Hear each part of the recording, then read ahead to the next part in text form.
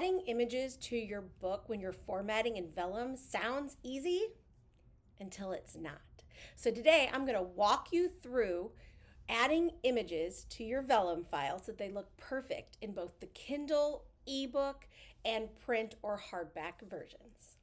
Hi, my name is Jennifer Gregson. I am a young adult indie author and professional formatter who is here to make your indie author journey just a little easier and a lot more fun.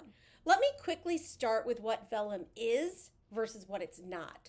So, Vellum is a formatting software for indie authors for Mac. It is designed to help you make very professional looking ebooks and paperbacks so that you can publish to any of the major retailers that you want to use. It is a very clean, sort of intuitive system, but if you've never used it before, it can be slightly overwhelming. Vellum is not a graphic design program, it's not Adobe InDesign or Canva.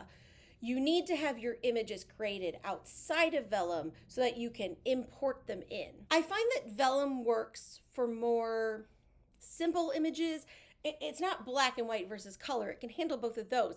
It just really can't handle complex charts and graphs, but it can handle flourishes. It can handle simple photographs. It can handle some charts and graphs that are more simple. It's not for complex books, but you can make a really nice book with really nice imagery. You want your photos to be either JPEG or PNG, and you want them in high res, 300 DPI. And when you're in Vellum and you're poking around, it will tell you whether or not your image is the correct size, and then you can adjust from there if you need to. But you want to make sure that you can fix them outside of Vellum, again, in some sort of graphic design program, and then re-import them into Vellum. Vellum is not going to be able to change your low res image into a higher res.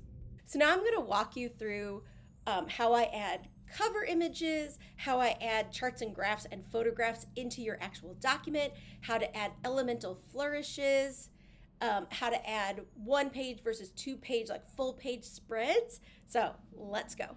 Okay, so let's jump into Vellum. I created this Vellum test book document so that we can sort of play around in. So you're going to see this in the next 3 videos. But today we're going to work on images. So let's dive into first how you add your cover. So we're going to go to title page and then edit title info.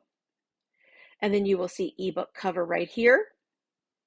And this is where you're going to add your cover. Now, I throw all of my images into one folder. So when I click plus, and then I'm going to look for my example images here, and then I am going to look for the cover I created. Now, this is just a really simple cover. As you can see, I just called it Vellum Test with my name on it. And this is the PNG. So if you open it up, you will see that this only satisfies the minimum requirements, which is fine for now, but you can see that they want it to be a little larger. Let me see if I fix this with the PDF. Yeah, I sized it for the PDF. So you can use either a PNG or a PDF for your cover, and you just want to make sure that you get this little green check mark that it's resized as necessary. And like I said, I just made this in Canva using like a simple Canva template. I didn't do anything funny. And then accessibility description is just the book title, but you can also custom and add something here if you wanted to. I always just leave it as the book title. If you have a logo right here, so under the title page, you can put a publisher logo. I never do this because I am an independent publisher. I did make a logo, and you can throw it in there, and it looks really pretty. I just made an eye. It's a Jennifer. I thought it was cute. And then you would need to put the publisher name. So I'm just going to call it Jennifer I Inc.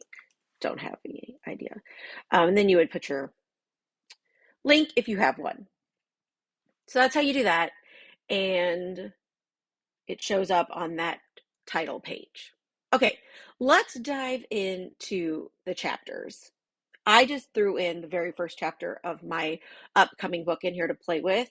And I'm going to go to the second page. I am in the Kindle preview over here, but I'm also going to show it to you as we do things in the paperback as well. So I'm going to do this right here. So you can see I just made a line, and I'm going to show you, you come up here and you go to image.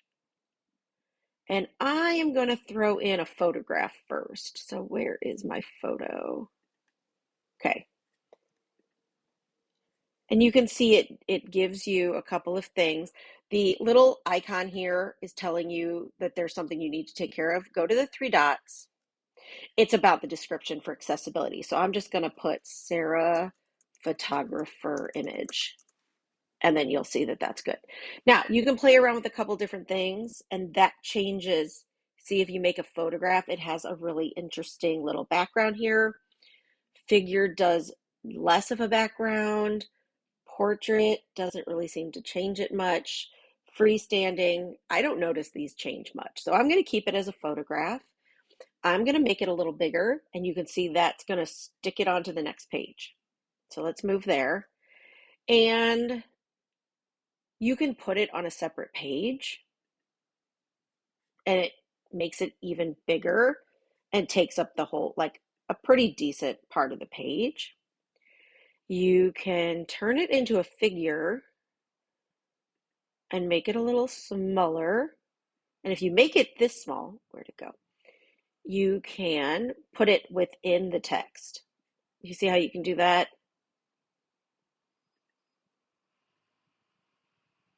So you just need to play around with this. Now, ebooks, right? People can change the font size. So this is definitely going to look different on an ebook. So if you want to make sure it's going to look okay on your print book, go to print and then play around with it here to make sure that it looks how you want it to look. And then you can just play around with it until it's perfect. So I'm going to leave it like that for now. Then we're going to go down to another page. How about where it says perfect? Okay, let's make another line you can see here. Let's start on the print book and let's put in a chart. I think I made a comparison graph. I just grabbed all of these images from Canva. I didn't even play around with anything. So we're just going to call it the self-care companion chart. And then I'm going to make this really big. And you see how it keeps up? And if I want it on a separate page, it takes all of that text away. And you don't really want that. But you can play around again with sizing. And then again, if we want to look at the Kindle, that's how that looks. You can also check other, like you can check an iPad, the new Kobo readers. You can see how it looks in black and white because a lot of the e-readers are black and white. So let's go back to the Kindle for just a half a second. That looks really good. And then I'm going to show you one other thing here, and then I'm going to go up to a full page image. But there are two ways that you can do, that's not a great place to do it. Let's do it here. There are two ways to do sort of a chapter break, an ornamental break. You can do this and then put your own in. That's, I think, the best way to do it. But you can also do it as an image. But you can see it's going to be an image. It's going to have the background. It's going to look like it has a box, right? You can totally do that. You can do portrait and that, but you see how it has all of this space. Now, if you like that, great. You could make it a little smaller. You could do that. I don't know why you'd want to if it's an ornamental break. So you could do it that way for sure. Or you can go up to this icon, which I'm not really sure what you call it. I call it the little format flourish. And you can come over here. Oh, I always forget. You have to say you want an ornamental break first before it'll let you change it. So let's find it on the Kindles that we can come back to it.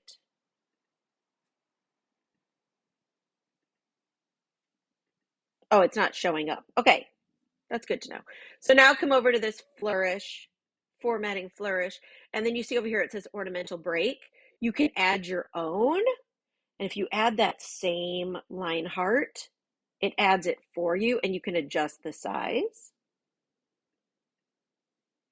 And then every time you add that ornamental break, it'll be yours. So if you come down a couple more pages, right? You see that thing? We'll do ornamental break. It'll be that same design. So those are kind of the two ways to do it, depending on how you want. If each chapter gets an ornamental break, depending on the character, you would need to do it as an image because you only get one custom. Okay, now let's do a full page image. So we're going to come down here to this little icon that looks like a gear, and you're going to say add element, and you're going to, where is full page image? Here it is. Okay, so I created this really fun map because a lot of fantasy books have maps. I just pulled this from Canva. It's a pirate map. I didn't do anything to it. And I want it on a 2-page spread. I want to see how it looks in my print book. And you see how it would show as 2 pages in a print book, like at the front. And I want it to be a little bigger. I don't want a full bleed. I want that. And then you can see that would be really fun. You can also just make it 1 page. If you spun this in a different program, it would go like that way. You could turn it. But I like the 2-page spread, and then this would be in the front, and you could just go right maybe before the contents. So you would have this, and then it would open up to your map, and then you would get your contents and then your chapter. So you can play around with that, but that's how you do that, and you can do a full page image that way. And you can play around a little bit, and then just make sure, this says it's low resolution. So you need to make sure that when you want a very high, when you want a two-page spread, that you want your photo to be a higher resolution. Like I said, I just grabbed this from Canva. I wasn't really paying attention, but you need to make sure it's like 300 DPI. You need to make sure that the size matches. It'll tell you right here. So you can definitely play around with that. You can see if you take it down to this, that it looks better, right? So it just depends. And then you could maybe do the full bleed there. No, that still doesn't look great. The full bleed, you're not going to get any kind of margin.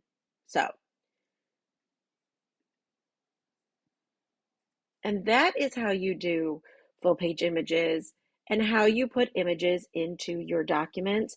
And then again, you just want to make sure that, especially in your print book, that everything looks exactly how you want it before you generate it and export the files. Let me see. Did I have any other images that I wanted to add? I showed you how to do the logo, the cover, the pirate map, a chart, a graph, and a photograph. No, I think we're good. Okay, bye. As you can see, formatting images in Vellum is not hard. But if you have a lot of images and you're like, yo, I don't want to do this, then hiring out is probably your best bet. So if you have more than 5 or 10 images, you might want to think about hiring a professional formatter, someone who can sit there and take the time to make sure that your ebook versus print looks really good. Especially if you are on a launch deadline, like you have less than 3 weeks maybe to get your book out in the world and you don't want to spend time figuring out and really playing around with the images, that's when it's best to hire someone. But if you have time and you want to play around, it's not tricky, it's not difficult, it's just a little time consuming.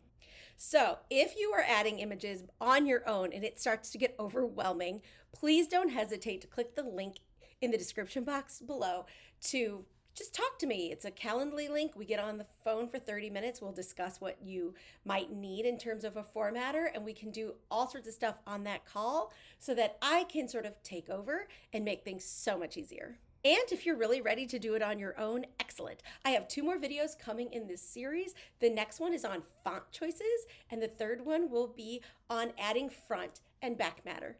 I hope you have a lovely day.